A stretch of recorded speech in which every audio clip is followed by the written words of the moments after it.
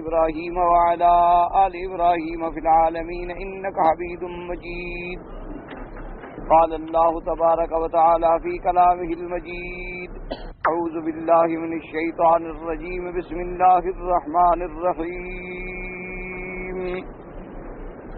ولما أصابتكم مصيبة قد أصبتم مثليها قلتم أنى هذا قل هو من عند أنفسكم إن الله على كل شيء قدير. وما أصابكم يوم التقى الجمعان فبإذن الله وليعلم المؤمنين وليعلم الذين نافقوا. وقيل لهم تعالوا قاتلوا في سبيل الله أو ادفعوا. قالوا لو نعلم قتالا لاتبعناكم هم للكفر يومئذ أقرب منهم للإيمان يقولون بأفواههم ما ليس في قلوبهم والله أعلم بما يكتمون. الذين قالوا لإخوانهم وقعدوا لو أطاعونا ما قتلوا قل فادرءوا عن أنفسكم الموت إن كنتم صادقين. آل عمران کی ان آیات مبارکہ میں اللہ تبارک و تعالی نے پھر واقعہ غزوہ احد کے بارے میں ارشاد فرمایا ہے. جیسے کہ پچھلی آیات میں الحمدللہ آپ پڑھ چکے ہیں، اللہ تبارک و تعالی نے سب سے پہلے تو مسلمانوں کو یہ تنبیہ کی تھی کہ لا تکونوا کالذین قالوا یا ایھا الذین آمنوا لا تکونوا کالذین کفروا وقالوا لاخوانہم. اے مسلمانوں، تم کافروں کی طرح اپنے عقائد نہ اختیار کرو، کافروں کی طرح نہ اپنی صورت و سیرت اختیار کرو. یہ تو کافروں کا گمان تھا، وہ کہتے تھے کہ بھی اگر ہماری بات مان لیتے اور باہر نہ جاتے تو قتل نہ ہوتے. مومن کا تو یہ ایمان ہونا چاہیے کہ موت جہاں اللہ نے مقدر کی ہے وہاں سے تبدیل نہیں ہو سکتی. تو سب سے پہلے تشبہ عن الکفار سے اللہ نے ہمیں منع کیا کہ کافروں کی تشبیہ، کافروں کی شکل کسی حال میں بھی نہ بناؤ، نہ عقیدے میں، نہ عمل میں، نہ صورت میں، نہ سیرت میں. کافروں کی اگر تم نے شکل بنا لی، کافروں کی سیرت صورت کو اپنا لیا تو پھر شدید وعید ہے کہ اللہ تبارک و تعالیٰ کے نبی کا ارشاد ہے کہ من تشبہ بقوم فہو منہم. اب ان آیات مبارکہ کے بعد پھر اللہ تبارک و تعالیٰ نے اپنے پاک پیغمبر کے بارے میں ارشاد فرمایا تھا کہ میرا مدنی صلی اللہ علیہ وسلم، یہ بھی ہماری رحمت ہے کہ ہم نے آپ کو نرم دل بنایا ہے کہ صحابہ کی اتنی بڑی غلطی کے باوجود آپ نے حلم کا معاملہ فرمایا، آپ نے رحم کا معاملہ فرمایا، آپ نے کرم کا معاملہ فرمایا. اگر آپ سختی کا معاملہ فرماتے لنفضوا من حولک، یہ لوگ جو ہیں سب آپ کو چھوڑ کے چلے جاتے. تو وہاں ہمیں یہ سبق ملا کہ جو داعی ہے، اللہ کے دین کی دعوت دینے والا ہے، اسے چاہیے کہ حلم، حوصلہ، شفقت، مودت، محبت سے کام کرے. وہ اگر نفرت کے ساتھ یا درستی کے ساتھ لوگوں کو خطاب کرے گا تو ایک تو فائدہ بھی نہیں ہوگا اور دوسرا کوئی اس کے قریب بھی نہیں آئے گا. احکامات کے بیان کرنے کے بعد اللہ تبارک و تعالی نے اسی ضمن میں ایک بات آ گئی تھی کہ وما کان لنبی ان یغل. اللہ تبارک و تعالی نے ارشاد فرمایا تھا کہ اللہ کے نبی محبوب اور معصوم ہوتے ہیں اور یہ نبی کی شان ہی نہیں ہوتی کہ وہ خیانت کریں، کیونکہ خیانت کرنا جو ہے یہ تو فسق کی علامت ہے. خیانت کرنا جو ہے یہ تو بہت بڑا گناہ ہے. خیانت کرنا جو ہے یہ تو مبغوضین کی عادات ہیں اور اللہ کے نبی تو محبوبین میں ہوتے ہیں، معصومین میں ہوتے ہیں، وہ گناہوں سے پاک ہوتے ہیں، وہ خیانت سے بھی پاک ہوتے ہیں. اس آیت کے ضمن میں دو قول ہیں. ایک قول تو یہ تھا کہ یہ آیت جو ہے جنگ بدر کے بارے میں ہے کہ کسی آدمی نے، بعض علماء نے لکھا ہے کہ کسی ناسمجھ نے یعنی نیا نیا آدمی اسلام میں داخل ہوا، ابھی اس کو اتنی سمجھ نہیں تھی۔ اور بعض علماء نے لکھا ہے کہ نہیں، کسی منافق نے یہ الزام لگایا تھا کہ ایک سرخ رنگ کی چادر تھی قطیفتن ہمارا، وہ گم ہو گئی مال غنیمت میں سے، تو جب اس کو تلاش کیا گیا اور وہ چادر نہ ملی تو اس نے کہہ دیا کہ پتہ نہیں حضور پاک نے اپنے لیے رکھ لی ہو۔ اب یا تو کہنے والا منافق تھا تو یا کہنے والا جو ہے وہ ناسمجھ تھا۔ تو اللہ تبارک و تعالیٰ نے قرآن مقدس کی یہ آیت نازل کی کہ خبردار، ایسی باتیں کیا کر رہے ہو اور کیا کہہ رہے ہو۔ اللہ کے نبی تو بہت بلند ہوتے ہیں، اللہ کے نبی تو معصوم ہوتے ہیں، وہ خیانت سے پاک ہوتے ہیں۔ اور بعض علماء نے لکھا ہے کہ نہیں، اس آیت کا تعلق جو ہے وہ بھی بدر کے واقعے سے نہیں بلکہ احد کے واقعے سے ہے۔ اصل میں انہوں نے کہا کہ بات یہ تھی کہ جب حضور صلی اللہ علیہ وسلم نے 50 آدمیوں کو جنگ احد کے موقع پر ایک خاص دروازے پہ متعین فرما دیا تھا کہ تم لوگوں نے یہاں رہنا ہے، تو اب جنگ کے اندر جب اللہ نے مسلمانوں کو فتح دی اور مشرکین شکست کھا گئے اور بھاگ گئے تو ان لوگوں نے وہ دروازہ چھوڑ دیا۔ تو ان میں سے کسی آدمی کے دماغ میں یہ بات آئی، وہ کہہ بیٹھا کہ اگر ہم یہاں کھڑے رہے اور حضور نے یہ فیصلہ فرما دیا کہ بھی مال غنیمت تو اسی کو ملے گا جو آدمی اس وقت مال غنیمت جمع کرنے میں شریک ہے، ہمارے بارے میں یہ کہہ دیا کہ وہ تو تھے ہی نہیں، وہ تو ایک دروازے پر متعین تھے، ان کو کیوں دیا جائے؟ اس کے دماغ میں جب یہ خیال آیا اور زبان سے یہ بات کہہ بیٹھا تو اللہ تبارک و تعالیٰ نے یہ آیات نازل کی کہ اموال غنیمت کا صحیح تقسیم نہ کرنا جو ہے یہ بھی تو خیانت ہے۔ اموال غنیمت میں تو تمام مجاہدین کا حق ہوتا ہے اور تمام حق والوں کو حق نہ پہنچانا جو ہے یہ خیانت ہے، اور اللہ کے نبی خیانت سے پاک ہوتے، کبھی وہ خیانت نہیں کرتے۔ ما کان لنبی ان یغل ومن یغل یأت بما غل یوم القیامہ، کیونکہ خیانت تو اتنا بڑا عظیم جرم ہے کہ اگر کوئی آدمی خیانت کرے گا، چاہے وہ مال میں خیانت کرے، وہ دولت میں خیانت کرے، وہ جانوروں میں خیانت کرے، وہ جس چیز میں خیانت کرے، قیامت والے دن وہ چیز اس کے کندھے پہ ہوگی اور محشر کے میدان میں اسے رسوا کیا جائے گا، اور پھر اللہ تبارک و تعالیٰ اس کو اس کے بدلے عمل کے مطابق سزا دیں گے، اور اللہ کے نبی تو اس سے پاک ہوتے ہیں۔ تو بعض علماء نے فرمایا کہ یہ آیات مبارک جو ہیں ان کا تعلق جو ہے وہ بھی غزوہ احد سے ہے، کیونکہ سابقہ آیات بھی غزوہ احد سے ہیں، اور اب جو ہم نے آیات تلاوت کی ہیں یہ بھی غزوہ احد سے ہیں، تو سیاق اور سباق کا تقاضا بھی یہ ہے کہ یہ آیت بھی غزوہ احد سے متعلق ہے، نہ کہ غزوہ بدر سے متعلق ہے، کیونکہ سیاق اور سباق یہی چاہتا ہے کہ ایک واقعہ جب احد کا ذکر ہو رہا ہے تو احد کے واقعے کو ہی بیان کیا جائے۔ اور بعض علماء کرام نے، محدثین عظام نے یہ بھی لکھا ہے کہ اصل بات یہ ہے کہ کوئی ایسی واقعہ نہیں ہوا، نہ کوئی خیانت ہوئی اور نہ کسی نے اللہ معاف کرے یہ بات کہی، صرف میرے پروردگار عالم نے، اللہ تبارک و تعالیٰ نے اپنے نبی کی عظمت شان کا اظہار فرما دیا کہ اللہ کے نبی تو اتنے بلند ہیں کہ وہ کبھی خیانت نہیں کرتے، نہ مال میں خیانت کرتے ہیں اور نہ کسی کے عرض میں خیانت کرتے ہیں، اور نہ اشارتاً اور کنایتاً کوئی ایسی بات کہتے ہیں جو دوسرے کو بری لگے۔ اللہ کے نبی کا تو شان بلند ہے، ویسے اللہ تبارک و تعالی نے یعنی اپنے پاک نبی صلی اللہ علیہ وآلہ آلہ وصحبہ وسلم تسلیما کثیرا کثیرا کی شان بیان کرنے کے بارے میں ارشاد فرمایا، لیکن زیادہ تر راجح قول یہی ہے کہ بعض منافقوں نے یہ بات کی تھی کہ شاید اللہ کے نبی نے فلاں چیز اپنے لیے رکھ لی ہو، یا شاید اللہ کے نبی اس ناراضگی میں آ کر ان کو حصہ نہ دے مال غنیمت سے۔ جب ایسی باتیں ہوئیں تو اللہ نے قرآن پاک کی یہ آیت مبارک اتار، اور اس کے بعد اللہ نے فرمایا لقد من اللہ علی المؤمنین اذ بعث فیہم رسولا من انفسہم یتلو علیہم آیاتہ ویزکیہم ویعلمہم الکتاب والحکمہ وان کانوا من قبل لفی ضلال مبین۔ اللہ تبارک و تعالی نے فرمایا کہ تحقیق ہمارا یہ احسان ہے، ہماری یہ منت ہے۔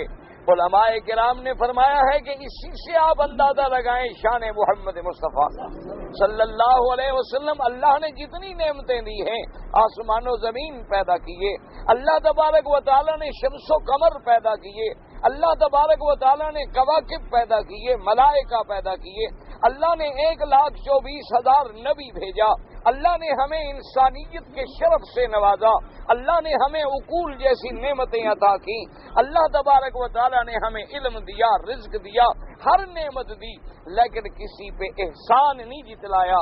تو یہ اللہ نے ایک ایسی نعمت ہے جس پہ احسان جتلایا ہے کہ ایمان والو، سب سے بڑا احسان تو میرا یہ ہے کہ میں نے تم میں محمد مدنی پیدا کیا۔ علماء نے فرمایا کہ اس سے عظمت شان محمد مصطفیٰ صلی اللہ علیہ وسلم واضح ہوتی ہے کہ حضور کی نعمت اتنی بڑی نعمت ہے، حضور کی شان اتنی بڑی شان ہے، حضور کی عظمت اتنی بڑی عظمت ہے کہ اللہ نے اور کلام مؤکد کے ساتھ کہ لام ابتدائیہ ہے، قد حرف تحقیق ہے، پھر اظہار اسم جلالہ ہے، لقد من اللہ علی المؤمنین، اور فرمایا احسان تو میرا ساری مخلوق پہ ہے، رحمت تو میری ساری مخلوق پہ ہے۔ میرا مدنی صلی اللہ علیہ وسلم، آپ کا وجود جیسے مسلمانوں کے لیے رحمت ہے، ایسے کافروں کے لیے بھی رحمت۔ حضور صلی اللہ علیہ وسلم کا وجود سراپا مسعود جو ہے وہ جانوروں کے لیے بھی رحمت ہے، وہ اللہ کی تمام مخلوق کے لیے رحمت ہے، کیونکہ حضور کے آنے کے بعد عذاب عامہ رک گیا، حضور کے آنے کے بعد پوری امت خسف سے بچ گئی، حضور کے آنے کے بعد پوری امت جو ہے وہ مسخ سے بچ گئی، حضور کے آنے کے بعد غنائم حلال ہو گئے، حضور کے آنے کے بعد بڑی امت پہ رحمتیں نازل ہوئی، لیکن اس رحمت کو سمجھنا اور اس رحمت سے فائدہ اٹھانا صرف مومن کی شان ہے۔ اس لیے اللہ نے مومنین کا ذکر کیا، ورنہ حضور کے آنے سے تو سب کو فائدہ ہوا۔ آپ نے نہیں دیکھا ہے کہ جب سرزمین مکہ میں اللہ تبارک و تعالیٰ کے توحید کے نام لیوا حضور صلی اللہ علیہ وسلم کے پروانے صحابہ کلمہ پڑھنے والوں پہ جب عرصہ حیات تنگ ہو گیا، یعنی اسی سرزمین مکہ میں جب صحابہ کو انگاروں پہ لٹایا جا رہا تھا، کانٹوں پہ چلایا جا رہا تھا، صحابہ کو پھانسیوں پہ لٹکایا جا رہا تھا، صحابہ کی عورتوں کے 2 ٹانگوں میں رسے باندھ کے 2 ٹکڑے کیا جا رہا تھا، تو بعض صحابہ کے دل میں یہ تمنا بھی آئی کہ کاش اللہ ان کافروں پہ عذاب نازل کر دیں، لیکن اللہ نے فرمایا وما کان اللہ لیعذبہم وانت فیہم، میرا مدنی میں اس شہر پہ کیسے عذاب نازل کروں جہاں آپ بیٹھی ہے؟ تو آپ کا وجود ہے، اس وجہ سے کافر بھی عذاب سے بچ گئے، وہ مشرک بھی عذاب سے بچ گئے۔ تو آپ کا وجود جو ہے وہ تو سب کے لیے رحمت ہے، لیکن خاص رحمت کس کے لیے ہے؟ جو ایمان والے ہیں، جنہوں نے کلمہ پڑھا ہے، جنہوں نے شان رسالت کو سمجھا ہے، جنہوں نے محمد مدنی کی اتباع کی ہے، جنہوں نے حضور کی غلامی کو اپنے لیے نجات کا ذریعہ سمجھا ہے۔ اس لیے فرمایا لقد من اللہ علی المؤمنین اذ بعث فیہم رسولا من انفسہم، اور فرمایا یہ دیکھو میرا کتنا بڑا احسان ہے کہ میں نے رسول بھی بھیجا، سید الرسل، افضل الرسل، خاتم الرسل، امام الانبیاء والمرسلین، سید الاولین والآخرین، لیکن بھیجا میں نے تم میں سے، تمہاری جنس میں سے، یعنی میں نے رسول فرشتوں میں نہیں بھیجا، میں نے نبی نوری مخلوق میں نہیں بھیجا، میں نے بشر میں سے بھیجا، میں نے جنس بشر میں بھیجا، میں نے قبیلہ قریش میں سے بھیجا، میں نے بنو ہاشم میں سے بھیجا، میں نے عبداللہ کا بیٹا بھیجا، میں نے آمنہ کا لال بھیجا، تاکہ جسے والدین کا بھی پتہ ہو، اولاد کا بھی پتہ ہو۔ میں نے عائشہ کا شوہر بھیجا، جسے شوہر اور بیوی کے حقوق کا بھی پتہ ہو۔ میں نے فاطمہ، رقیہ، زینب، ام کلثوم کا باپ بھیجا، جنہیں اپنی بیٹیوں کا بھی پتہ ہو۔ اور میں نے جسے ولادت سے پہلے پہلے یتیم بنایا تاکہ اسے یتیموں کا بھی پتہ ہو، اور میں نے جس کے گھر میں فقر رکھا تاکہ غریبوں کا بھی پتہ ہو، اور میں نے جس کے ساتھی بڑے کمزور رکھے اسے کمزوروں کا بھی پتہ ہو، میں نے اسے بکریاں چرانے کی ہمت بھی دی تاکہ اسے غریب رائی کا بھی پتہ ہو، میں نے اپنے ہاتھ سے جوتے ٹانکنا اس کو سکھلایا تاکہ اسے کسی غریب موچی کا بھی درد محسوس ہو۔ یہ میرا کتنا بڑا رحم ہے، اگر میں جنس غیر سے نبی بھیجتا تم اس کے قریب بھی نہ جا سکتے۔ یہ میرا احسان ہے کہ میں نے انسانوں میں نبی بھیج کے انسانیت کو اونچا کر دیا، میں نے بشریت میں رسول بھیج کے شان بشر کو بلند کر دیا ہے۔ اور یہ یاد رکھو کہ جو آدمی بشریت انبیاء کا انکار کرے، یا جو آدمی یہ عقیدہ رکھے کہ حضور صلی اللہ علیہ وسلم بشر نہیں ہیں، یا حضور صلی اللہ علیہ وسلم جن سے نور ہیں، ایک ہوتا ہے ویسے محبت میں عقیدت میں کہنا کہ حضور پر نور، ایک ہوتا ہے یہ کہنا کہ مانا ہے یعنی حضور بھی نور نبوت ہے، کہ جس طرح سورج کا نور چمکتا ہے اور عالم پہ روشنی پھیلاتا ہے، میرے مدنی کا نور نبوت چمکا اور عالم پہ توحید کا نور پھیلا دیا۔ جیسے آدمی والدین کو بھی پر نور کہہ دیتا ہے، اپنے اساتذہ کو بھی احترام سے۔ ایک ہے اگر عقیدہ یہ رکھے کہ اللہ کے نبی بشر نہیں ہیں بلکہ نور سے پیدا ہوئے ہیں، تو وہ قرآن کا منکر ہو جاتا ہے اور کافر ہو جاتا ہے، کیونکہ اللہ کے نبی کی بشریت جو ہے وہ قرآن سے ثابت ہے، نص قطعی سے ثابت ہے۔ اور پھر جو لوگ یا یہ عقیدہ رکھے کہ بھئی ہمارا ایمان ہے اللہ کے نبی ہیں، اللہ کے رسول ہیں، شان والے ہیں، ہم یہ تو نہیں کہتے کہ نور ہیں یا بشر ہیں، پتہ نہیں، ہمیں حقیقت سمجھ نہیں آ رہی کہ حضور کیا ہیں، تو یہ عقیدہ رکھنا بھی کفر ہے۔ جب کسی بات کا اعلان قرآن میں ہو جائے تو نہ سمجھ آنے کا کیا مطلب؟ ایسے تو پھر کل کوئی یہ بھی کہہ سکتا ہے قل هو اللہ احد، اللہ ایک تو ہے لیکن ہمیں سمجھ نہیں آ رہا، ہمیں سمجھ نہیں آ رہا کہ ایک کا کیا معنی ہے۔ وہ تو کہتا ہے میں ہر جگہ ہوں، میں ہر کسی کے ساتھ ہوں، اور پھر یہ کہتا ہے کہ میں ایک ہوں، تو پھر توحید میں بھی نعوذ باللہ شک ہو گیا۔ اسی طرح اگر کوئی یہ عقیدہ رکھے کہ اللہ کے نبی جو ہیں وہ بشر نہیں ہیں، پتہ نہیں کیا ہے، حقیقت محمد مصطفیٰ کی ہمیں سمجھ نہیں آتی، اس لیے ہمیں چاہیے کہ ہم خاموش رہیں، یہ بھی کفر ہے، کیونکہ اللہ نے اعلان کر دیا کہ میں نے نبی بھیجا ہے، اور من انفسہم، میں نے تم میں سے نبی بھیجا، تمہاری جنس میں سے نبی بھیجا۔ اسی لیے دیکھو قیامت والے دن جب کافر جہنم میں جا رہے ہوں گے، جب ان کے لیے جہنم کے دروازے کھولیں گے، اللہ کے فرشتے جو جہنم کے دروازے پہ کھڑے ہوں گے وہ کیا کہیں گے ان سے؟ الم یاتکم رسل منکم، کہ اے لوگو خبردار، کیا تم میں سے اللہ نے رسول نہیں بھیجے تھے یتلون علیکم آیات ربکم، جو اللہ کی آیات قرآن تم پہ پڑھتے تھے، وَيُنذِرُونَكُمْ لِقَاءَ يَوْمِكُمْ هَذَا قَالُوا بَلَىٰ، اور وہ کہیں گے کہ کیا تمہارے پاس تمہاری جنس میں سے تم میں سے اللہ کے نبی نہیں آئے، رسول نہیں آئے؟ کیا انہوں نے تم کو قیامت سے نہیں ڈرایا، میدان حشر سے نہیں ڈرایا، نارے جہنم سے نہیں؟ کہیں گے ہاں جی ڈرایا تو تھا، لیکن ہماری بدقسمتی کہ ہم نے ان کی بات نہ مانی۔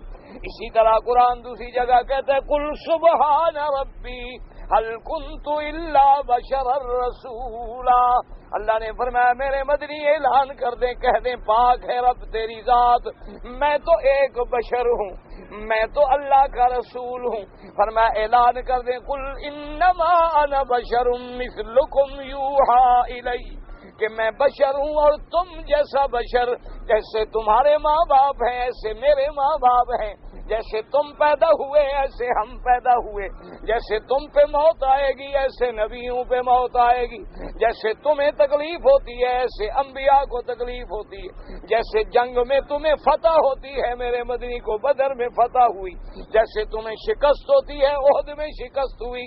تو یاد رکھیں اللہ کے پیغمبر، لیکن شان اتنی بڑی ہے، فرمایا یتلو علیہم آیاتہ، میرا مدنی ایسے شان والا کہ وہ ان پڑھوں کو پڑھا دے اور جاہلوں کو عالم بنا دے، ایسی قوم کو جو امی ہو اس کو اس مقام پہ پہنچا دے کہ ساری دنیا کے فلاسفر بھی ان کے دروازوں پہ جھک جائیں۔ میرا نبی تو وہ شان والا ہے، میرا مدنی تو وہ شان والا ہے۔ ایسی ان پڑھ قوم میں ہم نے بھیجا جو امی تھے، جو اپنے آپ کو امیین کہلاتے تھے، لیکن میرے پاک نبی نے خود تو کسی سے نہیں پڑھا، خود کسی مدرسے میں نہیں گئے، خود کسی استاد کے سامنے زانوئے تلمذ نہیں کیا۔ ہم نے اپنے نبی کو خود پڑھایا ہے، جبریل بھیجا ہے، وحی بھیجی ہے، اور پھر میرے نبی نے ایسا پڑھایا ہے کہ ابو بکر و عمر پیدا ہوئے، میرے نبی نے ایسا پڑھایا کہ عثمان و علی پیدا ہوئے، میرے نبی نے ایسا پڑھایا کہ عشرہ مبشرہ پیدا ہوئے، میرے نبی نے ایسا پڑھایا کہ عبداللہ ابن مسعود جیسے فقیہ پیدا ہوئے، ابی ہریرہ جیسے محدث پیدا ہوئے، ابی ذر جیسے زاہد پیدا ہوئے، ابی بکر و عمر جیسے عالم پیدا ہوئے، حضرت علی جیسے قضا والے پیدا ہوئے، حضرت عثمان جیسے سخا و باحیا پیدا ہوئے۔ میرے نبی نے ایسے ہیرے پیدا کیے جو قیامت تک دنیا کو علم پہنچاتے رہیں گے۔ اس لیے فرمایا یتلو علیہم آیاتہ، پہلا کام یہ ہے کہ وہ قرآن کی تلاوت کریں گے۔ تو یاد رکھو، تلاوت کرنا بھی نبی کا وظیفہ، تعلیم دینا بھی نبی کا وظیفہ، حدیث پڑھانا بھی نبی کا وظیفہ، اور پاک کرنا بھی نبی کا وظیفہ۔ تو یہ جتنے کام دنیا میں ہو رہے ہیں یہ جب سنت محمد مصطفیٰ ہے، یہ فریضہ ہے محمد مصطفیٰ ہے۔ اگر کوئی بیٹھ کے بچوں کو قرآن پڑھا رہا ہے وہ بھی وظیفہ ہے محمد مصطفیٰ کا، اور کوئی کہیں بیٹھا تفسیر قرآن پڑھا رہا ہے وہ بھی وظیفہ ہے محمد الرسول اللہ کا، اور کوئی بیٹھا ہوا بخاری پڑھا رہا ہے وہ بھی وظیفہ ہے محمد الرسول اللہ کا، اور کوئی بیٹھا اللہ کا ذکر سکھلا کے بندوں کے دلوں کو مانج رہا ہے، ان کی روحانی بیماریوں کو دور کر رہا ہے، ان کے شرک اور بدعات کو دور کر کے سنت کی اتباع بھر رہا ہے، ان کے دلوں کی ظلمات کو اللہ کے ذکر سے ہٹا رہا ہے، تو تزکیہ جو ہے یہ بھی وظیفہ ہے محمد الرسول اللہ کا صلی اللہ علیہ وآلہ آلہ وصحبہ وسلم تسلیما کثیرا۔ اور یاد رکھیں جب تک یہ چار لائنیں متوازی نہیں چلیں گی عالم کو ہدایت نہیں ملے گی۔ یاد رکھ لیں، سمجھ لیں، اللہ نے نبی کے چار وظیفے بتلائے ہیں۔ ایک وظیفہ کیا ہے؟ تلاوت آیات۔ دوسرا وظیفہ کیا ہے؟ تعلیم کتاب۔ تیسرا وظیفہ کیا ہے؟ تزکیہ۔ اور چوتھا وظیفہ کیا تھا؟ تعلیم سننا۔ یہ چار چیزیں ہیں۔ اگر تم نے صرف تعلیم کتاب پہ نظر رکھی اور سنت کو چھوڑ دیا تب بھی نجات نہیں ملے گی۔ اگر تم نے سنت پہ نظر رکھی اور قرآن کو چھوڑ دیا تب بھی نجات نہیں ملے گی۔ اگر تم نے یہ دونوں چیزیں تو پڑھائیں لیکن تزکیے کا خیال نہ کیا تو پھر زبانی کلامی لوگ تو پیدا ہوں گے لیکن اصلی عالم پیدا نہیں ہوں گے، کیونکہ جب تک اندر کی صفائی نہ ہو، ایک گلاس ہے اس کو باہر سے آپ چمکاتے رہیں لیکن اندر ٹھیک نہ ہو تو پانی کبھی صاف نہیں رہ سکتا۔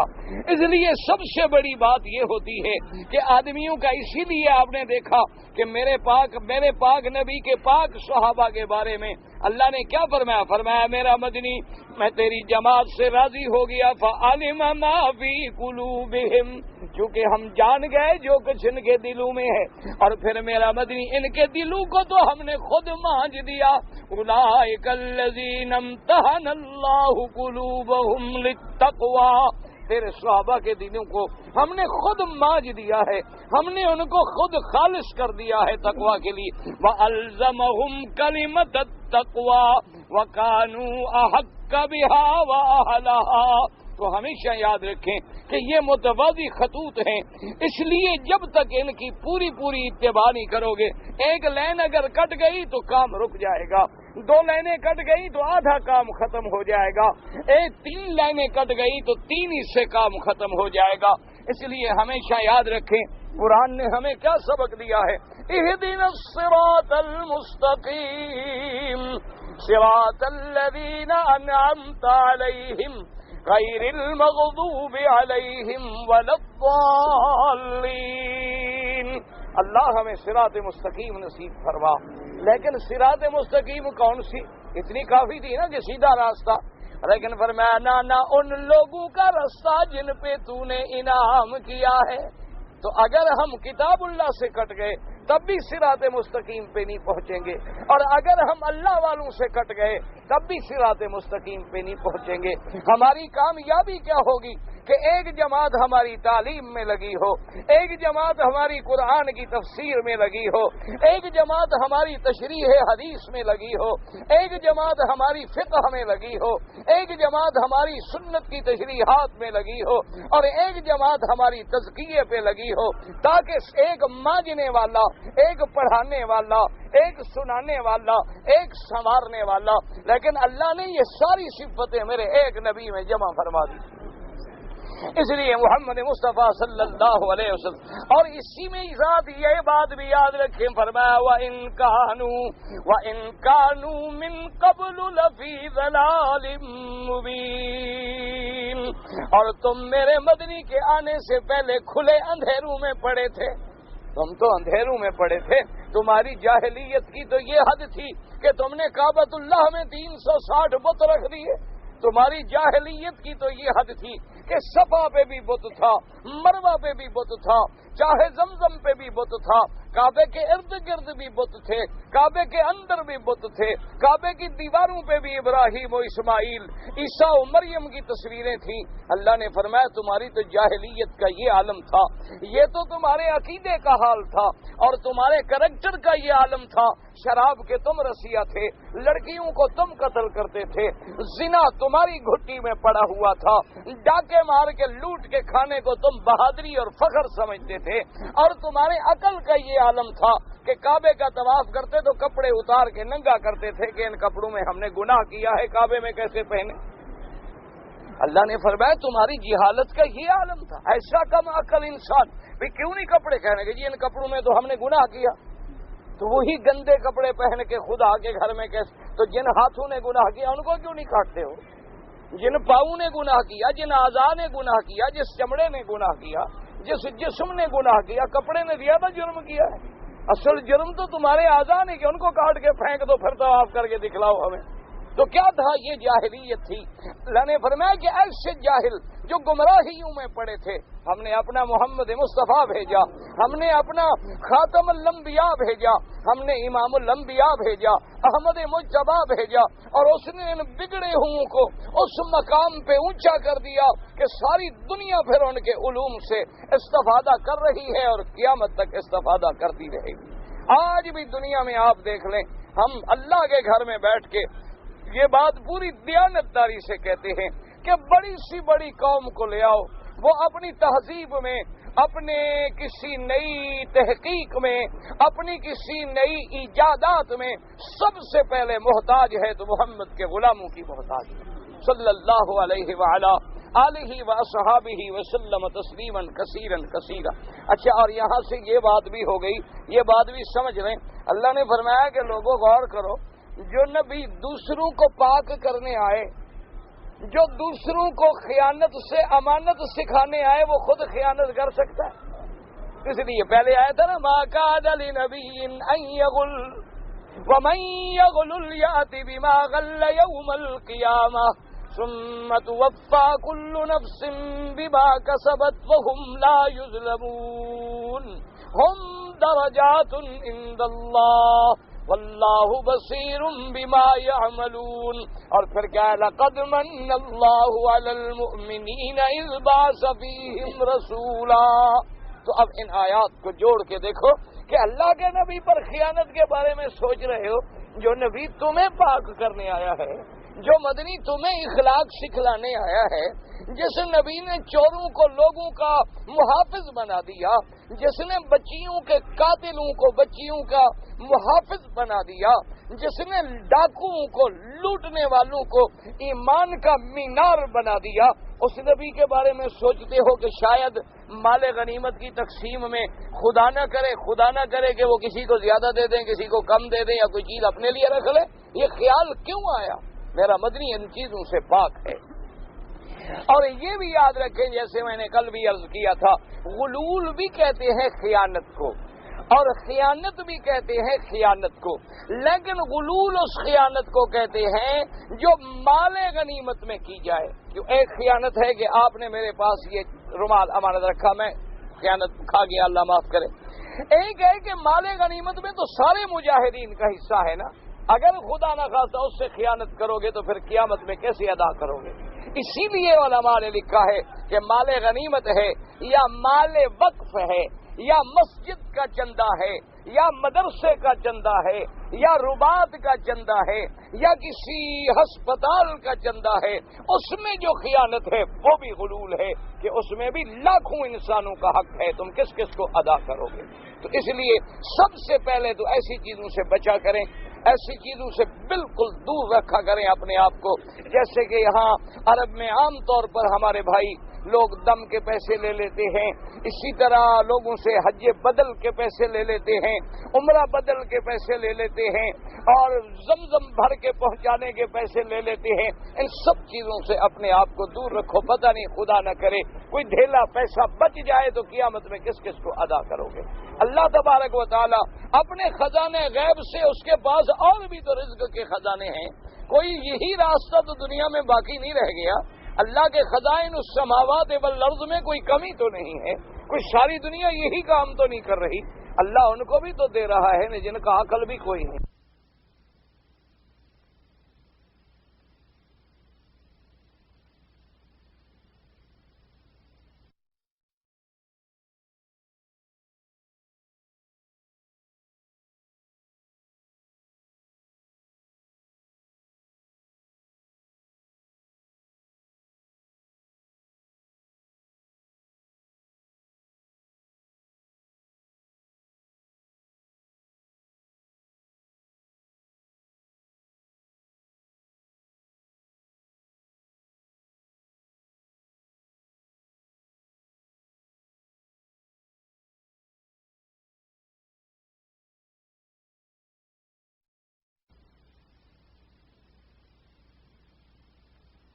لیکن لاکھوں سے کھیلتے ہیں۔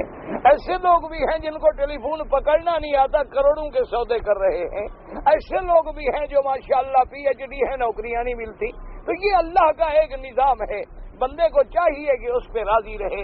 اگر اللہ نے کسی کو زیادہ دیا ہے تو حکمتیں ہیں، ہمیں تھوڑا دیا ہے تو حکمتیں ہیں۔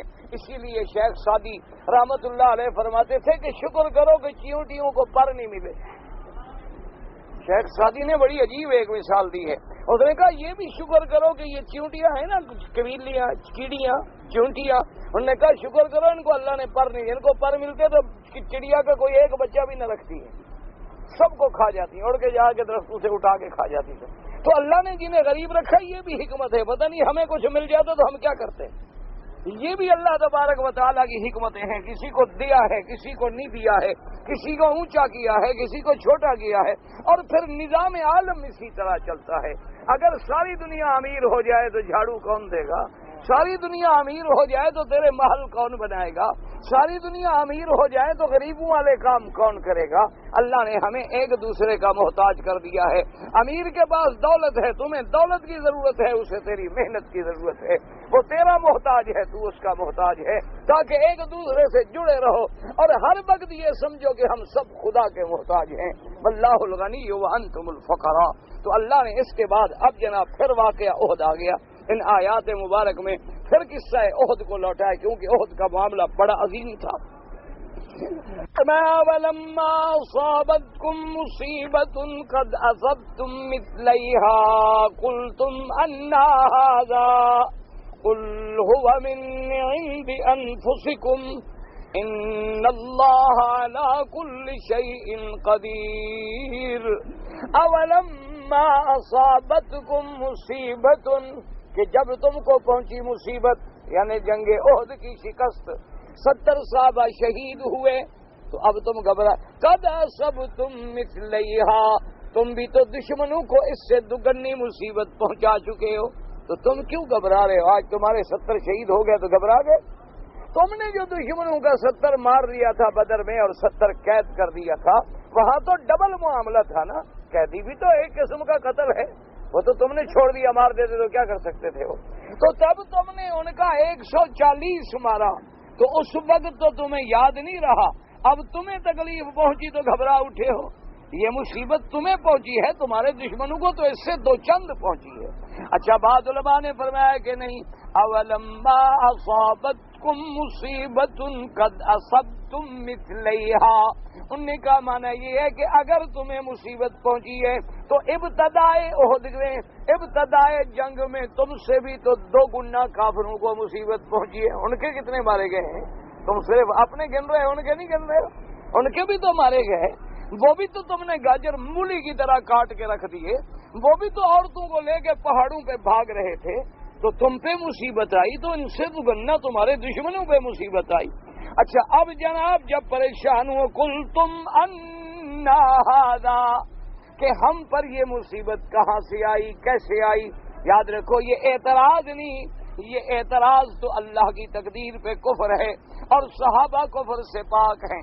الصحابۃ کلھم صدوق وعدول رضوان اللہ علیہم اجمعین۔ اصل بات کیا تھی؟ تعجب تھا کہ بعض صحابہ کہنے لگے بھائی عجیب بات ہے، اللہ کے نبی ہمارے ساتھ ہیں، محمد مصطفیٰ صلی اللہ علیہ وسلم ہمارے ساتھ ہیں، اور اس کے بعد یہ ہے کہ ہم اللہ کے دین کے لیے لڑ رہے ہیں، ہم ایمان والے ہیں، وہ کافر ہیں، نبی ہمارے ساتھ ہے، صدیق و عمر عثمان و علی ہمارے ساتھ ہے، پھر ہمیں شکست؟ انا ھذا قلتم انا ھذا، اللہ نے فرمایا قل ھو من عند انفسکم، اللہ نے فرمایا میرے مدنی اپنے صحابہ کو بتلا دو کہ یہ شکست جو ہے یہ تمہارے اپنے نفسوں کا کیا دھرا ہے، یہ تمہاری اپنی غلطی ہے، شکست کیوں ہوئی؟ اس میں دو وجوہ لکھی ہیں علماء نے، قل ھو من عند انفسکم، کہ حضور نے جب عبداللہ ابن جبیر کی قیادت میں 50 رمات کو جنگ احد میں، غزوہ احد میں آپ نے معین کیا تھا کہ یہاں سے نہیں ہٹنا، جب تم نے وہ دروازہ چھوڑ دیا، میرے مدنی کے حکم کی تعمیل نہ کی تو ہم نے بھی فتح کو شکست میں بدل دیا، تو غلطی تو تم نے خود کی، نہ تم وہ غلطی کرتے، نہ تمہاری فتح شکست میں تبدیل ہوتی، تم اگر میرے مدنی کی غلامی پہ، اتباع پہ، حکم پہ جمے رہتے کبھی شکست نہ آتی، شکست تو تمہاری اپنی غلطی کی وجہ سے آئی ہے۔ قل ھو من عند انفسکم، اور بعض علماء نے فرمایا کہ نہیں، جنگ بدر میں جب 70 کافر مارے گئے اور 70 کافر قید ہوئے، حضور نے فرمایا اب بتلاؤ ان کے بارے میں کیا کریں؟ حضرت عمر نے فرمایا کہ یا رسول اللہ اگر میرا حکم مانے تو آپ بھی تلوار لے لیں اور میں بھی تلوار لیتا ہوں، اپنے رشتہ داروں کی گردن پہ میں تلوار رکھتا ہوں، آپ اپنے چچوں کی گردن پہ تلوار رکھیں۔ حضور ان سے کیا رعایت کرنی ہے؟ یہ کافر ہیں، یہ اللہ کو نہیں مانتے، میرے نبی کو نہیں مانتے، رعایت کا کیا مطلب؟ باقی صحابہ سے پوچھا، حضرت ابو بکر نے عرض کیا حضور احسان فرما دیں، آپ کے رشتہ دار ہیں، شاید احسان کے بدلے میں اللہ ان کو اسلام نصیب کر دے۔ بعض صحابہ نے کہا نہیں حضور چھوڑ دیتے لیکن ان سے فدیہ لیں، تو حضور نے فرمایا یاد رکھو اگر 70 سے فدیہ لے کے چھوڑنا ہے تو تمہارے 70 بھی پھر شہید ہوں گے۔ انہوں نے کہا اچھا حضور وہ تو جب ہوں گے ابھی تو ان سے فدیہ لیں اور ان کو چھوڑیں، تو اللہ نے فرمایا تم نے تو خود کہا تھا، تمہیں تو نبی نے بدر میں بدلا دیا تھا، ایسا کر رہے ہو تو تمہارے بھی 70 شہید ہوں گے، تو آج ہو گئے تو آج گھبرا کیوں رہے ہو؟ یہ سارا کچھ تو تم نے خود قبول کیا تھا، اب کہتے ہو انا ھذا کہ یہ شکست کیسے اور کہاں سے آئی؟ قل ھو من عند انفسکم، کہہ دو کہ یہ تمہارے اپنے نفسوں کی غلطی ہے، باقی ان اللہ علی کل شیء قدیر، وما اصابکم یوم التقى الجمعان فبإذن اللہ وليعلم المؤمنین۔ اللہ نے فرمایا لیکن میرا مدنی ایک اصولی بات سمجھا دیں، وما اصابکم، جو کچھ تمہیں پہنچا، جو تمہیں تکلیف پہنچی، یوم التقى الجمعان، جب دو فوجیں آمنے سامنے ہوئی احد میں، اور تمہیں جو کچھ پہنچا فبإذن اللہ، اللہ کے حکم سے، کیونکہ کچھ بھی ہمیں پہنچتا ہے وہ کس کے حکم سے پہنچتا ہے؟ اللہ۔ قل لن یصیبنا الا ما كتب اللہ لنا، ہمیں ہرگز کچھ نہیں پہنچ سکتا مگر وہ جو اللہ نے لکھا ہے، وما اصاب من مصیبت الا باذن اللہ، کوئی مصیبت نہیں آتی ہمیں مگر اللہ کے حکم سے۔ اور یاد رکھیں یہ مسئلہ بھی یاد رکھو، اللہ بھی ہمیں مصیبت نہیں دیتے جب تک ہم خود گناہ نہیں کرتے۔ جب تک ہم خود خطا نہیں کرتے۔ اللہ کسی بندے کو کبھی تکلیف نہیں دیتے، کسی بندے کو کبھی مصیبت نہیں دیتی۔ ما نزل بلاء الا بذنب وما رفعت الا بتوبۃ۔ حضور نے فرمایا تم پر کوئی مصیبت نہیں اترتی مگر اس کی وجہ کوئی گناہ ہوتا ہے، اور پھر وہ مصیبت تم سے اٹھے گی کیسے؟ تم توبہ کرو اور اللہ کے دروازے کی طرف لوٹ کے آ جاؤ، اللہ کے دروازے پہ گر جاؤ۔ حضور نے فرمایا اگر تمہارے پاؤں میں کانٹا بھی لگتا ہے تو وہ بھی تمہارے کسی گناہ کی وجہ سے۔ یاد رکھیں ہمیں بھی کوئی تکلیف نہیں ہے۔ لہا ما کسبت وعلیہا ما اکتسبت۔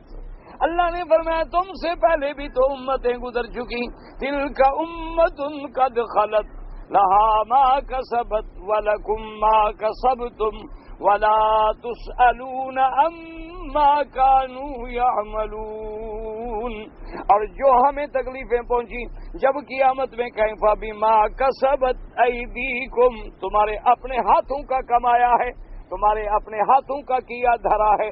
اس لیے اللہ نے فرمایا کہ میرے حکم کے بغیر کوئی تکلیف نہیں ہوتی، اور میری قاعدہ سنت اللہ ہے کہ میں دنیا پہ واضح کر دوں، ورنہ میں تو جانتا ہوں لِيَعْلَمَ الْمُؤْمِنِينَ وَلِيَعْلَمَ الَّذِينَ نَافَقُوا وَقِيلَ لَهُمْ تَعَالَوْا قَاتِلُوا فِي سَبِيلِ اللَّهِ أَوِ ادْفَعُوا قَالُوا لَوْ نَعْلَمُ قِتَالًا لَاتَّبَعْنَاكُمْ هُمْ لِلْكُفْرِ يَوْمَئِذٍ أَقْرَبُ مِنْهُمْ لِلْإِيمَانِ۔ اللہ نے فرمایا ہم نے یہ شکست کیوں لکھی، یہ مصیبت کیوں لکھی کہ آج مومن اور منافق نکھر جائیں اور دنیا کے سامنے آ جائیں۔ ہم تو جانتے ہیں، بات یہ ہے کہ تم پر بھی کھل جائیں کہ کون مومن ہے اور کون منافق۔ دیکھو جب تم منافقوں کو کہہ رہے تھے کہ آ جاؤ ہمارے ساتھ مل کے لڑو کافروں سے، چلو لڑتے نہیں ہو تو کم از کم کھڑے تو رہو، نہ لڑو چلو ہمارے ساتھ کھڑے تو رہو۔ دشمن تو یہ دیکھے گا نا ہماری بھی بڑی تعداد ہے، تم نہ لڑنا کھڑے رہنا، کم سے کم چلو ہمارا عدد تو بڑھ جائے گا نا، دشمنوں کی نظر میں ہماری بڑی تعداد تو نظر۔ اچھا دوسری بات یہ ہے کہ تم اگر ہماری وجہ سے نہیں لڑتے ہو تو ظالموں اپنے گھروں کو بچاؤ، اپنے اہل و عیال کو بچاؤ۔ آج اگر مکے والے مدینے پہ قابض ہو گئے تو ہمیں قتل کریں گے تو کیا تمہیں بھی تو نہیں چھوڑیں گے؟ کیوں؟ جب بھی کوئی فاتح آتا ہے پھر وہ پوچھتا ہے کہ تم کون ہو اور یہ کون ہے اور وہ کون ہے، پھر وہ تو کوئی نہیں پوچھتا نا، اس نے تو پھر اپنا قبضہ کرنا ہوتا ہے، تو چلو تم اپنا بچاؤ کرو، ہماری مدد نہیں کرتے ہو۔ لیکن پتہ ہے کافر منافقوں نے کیا جواب دیا تھا؟ منافقوں نے یہ جواب دیا قالوا لو نعلم قتالا لاتبعناكم۔ منافقوں نے کہا مسلمانوں اگر ہمیں یہ پتہ ہوتا کہ یہ لڑائی ہے، جنگ ہے، ہم تمہاری ضرور مدد کرتے۔ بابا یہ کوئی لڑائی ہے؟ وہ 3000 ہے تم 700 ہو، یہ کوئی لڑائی ہے؟ یہ تو مرنے والی بات ہے، اپنے آپ کو زبردستی مارنا ہے۔ چلو کوئی نیڑے تیڑے بات ہوتی، 18-20 کا فرق ہوتا، 19-20 کا فرق ہوتا تو کوئی لڑائی جمتی، ہم بھی سمجھتے کہ لڑائی ہے۔ یہ تو کوئی عقل کی بات ہی نہیں کہ وہ 3000 ہیں اور تم 700 ہو، ان کے پاس ہتھیار ہیں اور تمہارا حال بھی پتلا ہے، ان کے پاس دولت ہے وہ بھی تمہارے پاس نہیں۔ بھائی یہ لڑائی وڑائی نہیں، یہ تو موت کے منہ میں جانے والی بات ہے۔ لو نعلم قتالا لاتبعناكم، میرے اللہ نے کتنا پیارا فرمایا ہم للکفر اقرب منہم یومئذ، ہم للکفر اقرب منہ یومئذ اقرب منہم للایمان۔ اللہ نے فرمایا میرا مدنی جب منافق یہ بات کہہ رہے تھے اس دن وہ کفر کے زیادہ قریب ہو گئے ایمان سے۔ کیا مانا کہ پہلے تو وہ مسلمانوں میں ملے رہتے تھے نا تو ایمان کے قریب تھے، شاید کبھی پکے بھی بن جائیں۔ آج تو بالکل طوطا چشم بن گئے، کھلا انکار کر کے اکڑ کے کھڑے ہو گئے نا، علیحدہ ہو گئے مسلمانوں سے، تو آج کفر کے قریب آ گئے، اور جو کچھ زبان سے کہہ رہے ہیں وہ ان کے دل میں بھی نہیں، جھوٹ بول رہے ہیں۔ اگر برابر بھی ہوتے وہ بھی 3000 تم بھی 3000 تب بھی یہ نہ لڑتے، اگر سلا بھی ہوتا تب بھی یہ نہ لڑتے۔ یہ زبان سے جو کرے، ہم تو ان کے اندر کی باتوں کو بھی جانتے ہیں۔ یاد رکھیں منافق کا لفظ جو ہے اس کے بارے میں علماء لغت کے 2 قول ہیں۔ ایک تو ہے کہ منافق اصل ہے نفق سے، یہ آپ نے دیکھا نا نفق تو یہاں دیکھیں نا سرنگ، ٹنل جنہیں آپ کہتے ہیں ٹنل ہے، یہ سرنگ بنی ہوئی ہے، عربی میں اس کو کہتے ہیں انفاق، نفق۔ تو اصل منافق نفق سے ہے. کیا مانا؟ آدمی بھاگے نا تو کسی سرنگ میں چھپ جاتا ہے. تو یہ منافق بھی ایسا کرتے ہیں کہ ظاہراً تو مسلمانوں کے ساتھ لیکن اندر چھپ جاتے ہیں کافروں کے ساتھ. اور بعض علماء نے لکھا ہے کہ منافق جو ہے نافاقا سے ہے. منافق جو ہے اس کا اصل مادہ جو ہے وہ ہے نافاقا. اور وہ کہتے ہیں کہ چوہا جو ہے نا جی، چوہا یہ جہاں اپنی بل بناتا ہے نا اس کے دو راستے رکھتا ہے ہمیشہ. ایک کو کہتے ہیں کسعا، ایک کو کہتے ہیں نافقا، یعنی ایک ادھر سے ایک ادھر سے، کہ آپ ادھر سے پکڑیں گے تو ادھر سے بھاگ جائے گا. تو منافق بھی اسی طرح ہوتا ہے کہ ادھر سے مسلمانوں کے ساتھ اور ادھر سے کافروں کے ساتھ. جب مسلمانوں کو ملے گا اذا لقوا الذین آمنوا قالوا آمنا، کہتے ہیں ہم مسلمان. وَإِذَا خَلَوْا إِلَى شَيَاطِينِهِمْ قَالُوا إِنَّا مَعَكُمْ إِنَّمَا نَحْنُ مُسْتَهْزِئُونَ. اور جب کافروں کے پاس جاتے ہیں کہتے ہیں ہم تو تمہارے ساتھ ہیں، مسلمانوں کو تو ہم مذاق بنا کے خوش کر رہے ہیں، ایسے بیوقوف بنا رہے ہیں، مسلمان تھوڑے.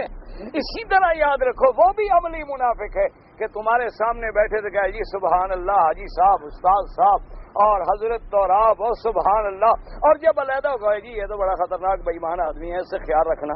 یہ بھی منافق عملی ہوتے ہیں.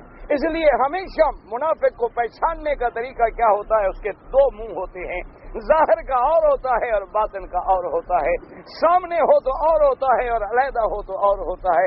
ایسے لوگوں پر تھوڑی سی نظر رکھا کریں تو معاملہ بڑا ٹھیک ہو جاتا ہے. ایک آدمی مثلا آپ کے پاس آتا ہے، وہ کہتا ہے جی فلاں آدمی آپ کو وہ گالیاں دے رہا تھا، یا پتہ نہیں کیا آپ نے اس کا کیا بگاڑا ہے، میں نے تو اس کو بڑی نصیحت کی لیکن یار کمال ہے، اس نے تمہاری ماں بہن بھی نہیں چھوڑی، کمال کی بات، پتہ نہیں بات کیا ہے. اچھا اس کے بعد جب جائے گا کہے گا یار وہ بڑا خبیث آدمی ہے، وہ تمہیں گالیاں دے، حالانکہ نہ اس نے دی تھی نا.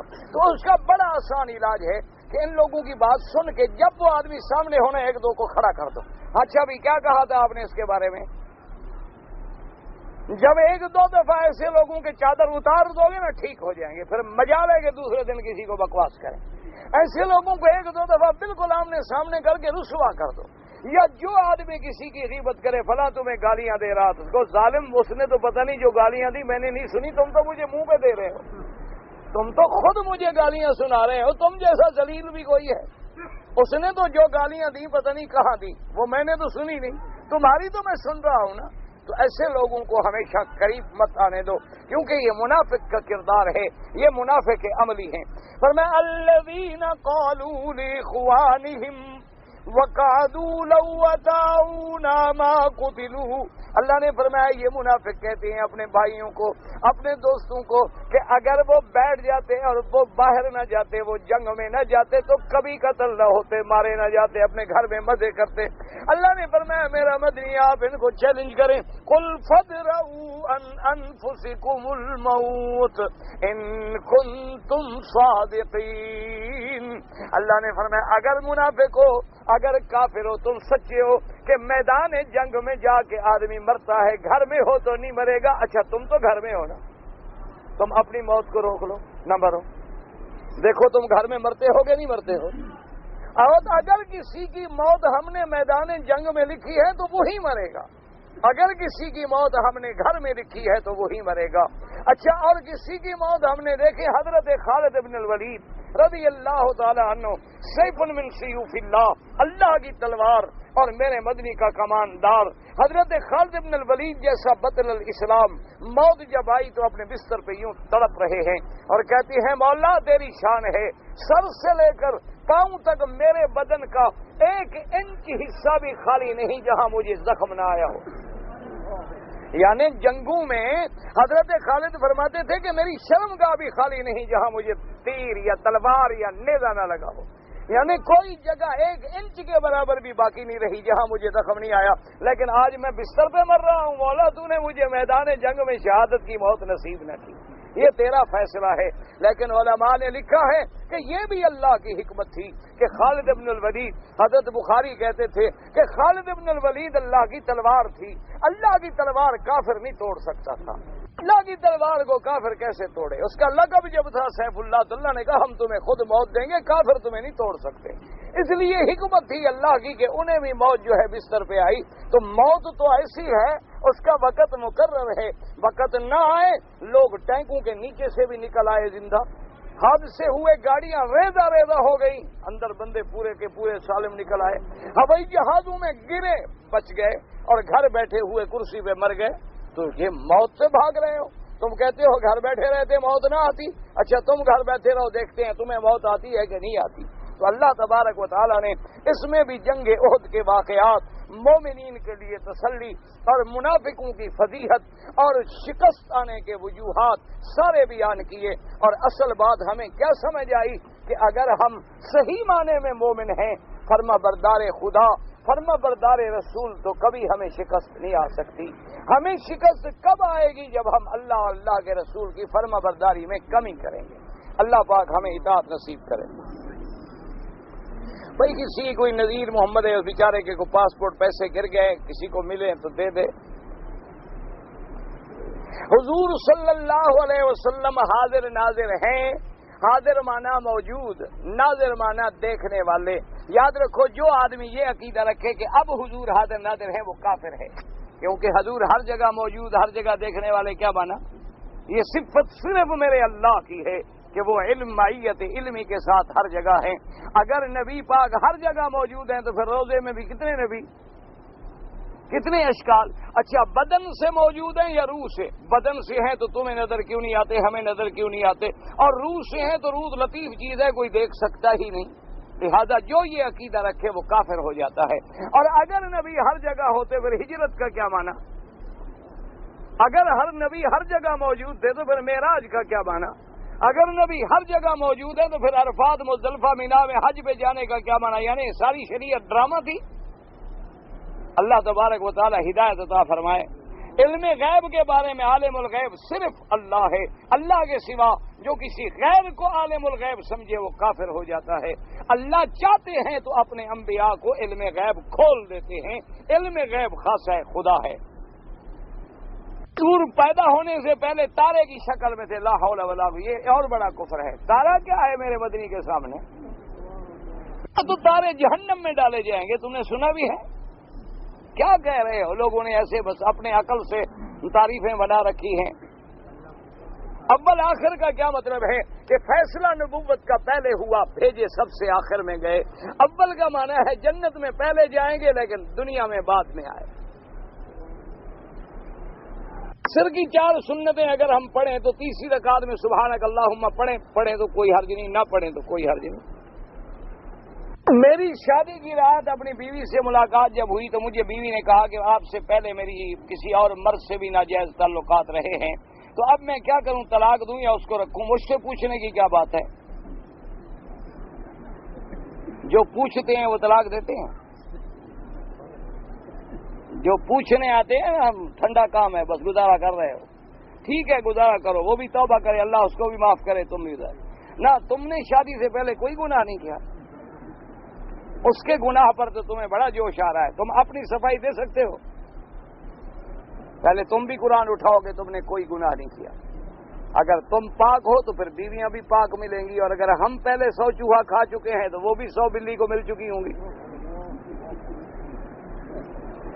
الخبیثات للخبیثین والخبیثون للخبیثات الطیبات للطیبین والطیبون للطیبات۔ اللہ نے پاک بیویاں پاک مردوں کے لیے، بری بیویاں برے مردوں کے لیے، بہرحال گزارا کرو، وہ توبہ کرے، کسی کے گناہ کو نہ کھولو، بلا وجہ طلاق دے کے گھر برباد نہ کرو۔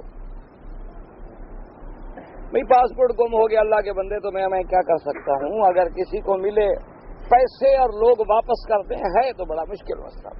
میرے آپ نے چوری کیے، حجر اسود پہ بوسہ دیتے ہوئے آج تک نہیں واپس ہوئے، تو تمہارا میرے کہنے سے واپس کر دیں گے؟ انشورنس کروانا بالکل جائز ہے، فوٹو کھنچوانا بالکل حرام ہے، جب کوئی ضرورت ہو تو مجبوری ہے۔ اگر پرانے اوراق ہو جائیں قرآن کے، دفن کر دو، پانی میں ڈال دو، اگر کوئی اور جگہ نہیں جلا بھی سکتے ہیں، اللہ نیتوں کو جانتے ہیں نا کہ ہم بے حرمتی کر رہے ہیں یا ادب کر رہے ہیں۔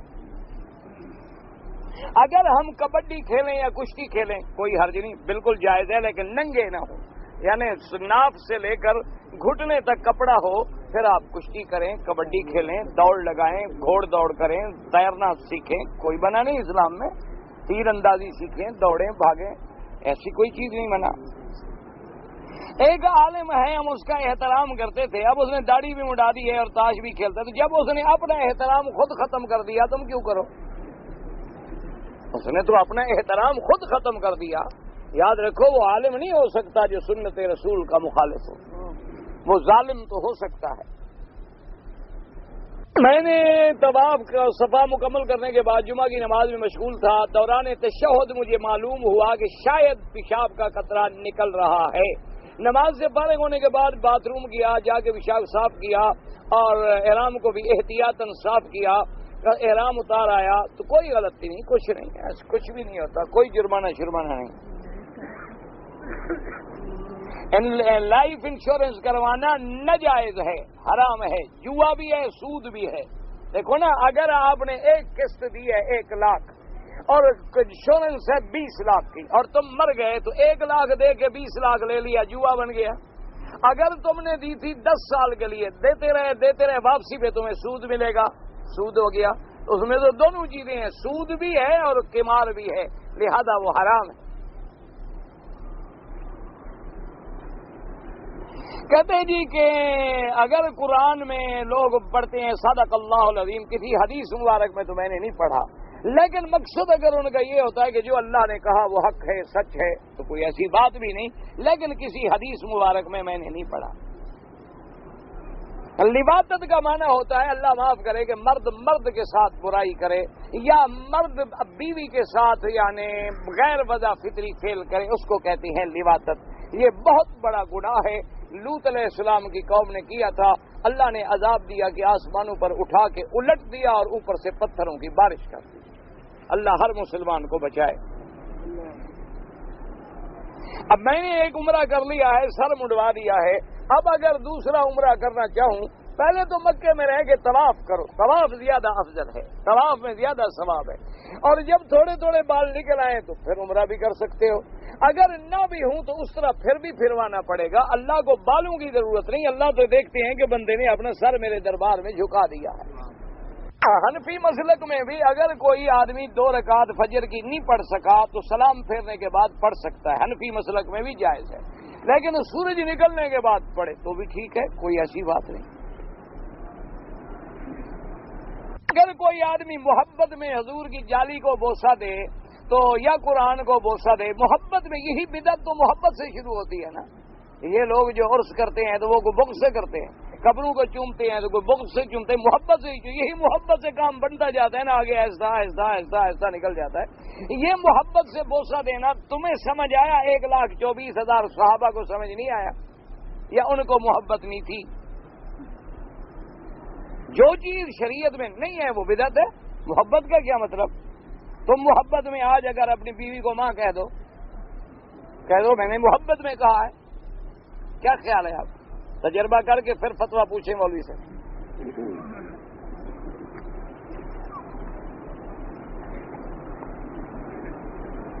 اگر کسی آدمی کی داڑھی 1 مٹھی سے کم ہے، یہ ٹھیک ہے، وہ سنت کے مطابق نہیں، لیکن وہ نہ منوانے والوں سے تو کروڑ درجے بہتر ہے نا۔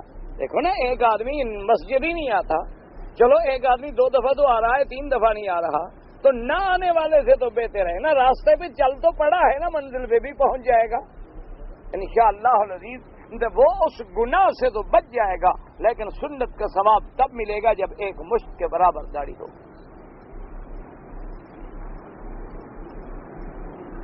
مسجد اقصی کو سب سے پہلے حضرت داؤد علیہ السلام اور پھر سلیمان علیہ السلام نے تعمیر کیا۔ میں نے اپنے مرحوم والد کا عمرہ کیا، 2-4 جگہ سے دوستوں نے بال کاٹ دیے۔ اگر اتنے بال کٹ گئے کہ 4تھا حصہ بالوں کا کٹ گیا، یعنی اتنے بال تھے تمہارے، اتنے سارے سر کے کٹ گئے، ٹھیک ہے، ورنہ دم پڑ جاتی ہے۔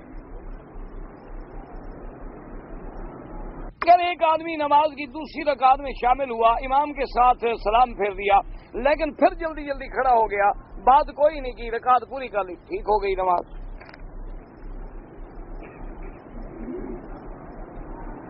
اگر ایک امام نے 4 رکعت کے بجائے 5 رکعت نماز پڑھا دی، لیکن کسی مقتدی نے بھی امام کو نہیں ٹوکا، اور امام صاحب بیچارے نماز پڑھا کے جب گھر چلے گئے تو مقتدیوں نے بعد میں سوچا کہ یار نماز تو 5 رکعت ہوئی ہے، تو بہرحال تو نماز پھر پڑھنی پڑے گی، یا تو اسی وقت آپ امام کو ٹوکتے اور وہ سجدہ صاف کر لیتے، ایک رکعت اور ملا لیتے، لیکن نہیں ٹوکا تو نماز دوبارہ پڑھنی ہوگی۔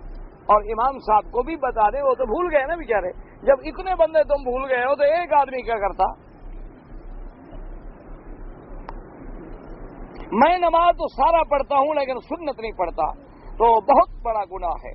جو آدمی یاد رکھو نفل پڑھتا ہو اور چھوڑ دے وہ سنت سے محروم ہو جاتا ہے، اور جو سنتیں پڑھنی چھوڑ دے ایک دن فرض سے بھی محروم ہو جائے گا۔ جس نبی نے ہمیں نماز سکھلائی ہے سنت چھوڑ دی تم نے۔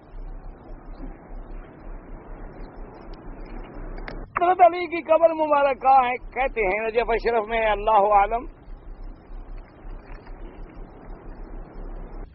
منکر نکیر جو ہیں وہ قبر میں آتے ہیں، مردوں سے سوال پوچھتے ہیں، 4 سوالوں کے جواب تو مجھے آتے ہیں، 5ویں کا نہیں آتا، تو پوچھے آ کے بتا دینا نا کون سے تمہیں آتے ہیں، کون سا تمہیں نہیں آتا، مجھے کیا بتا؟ جو نہیں آتا بعد میں مجھ سے پوچھ لینا، مجھے آئے گا تو میں بتا دوں گا، نہیں تو کسی اور سے پوچھ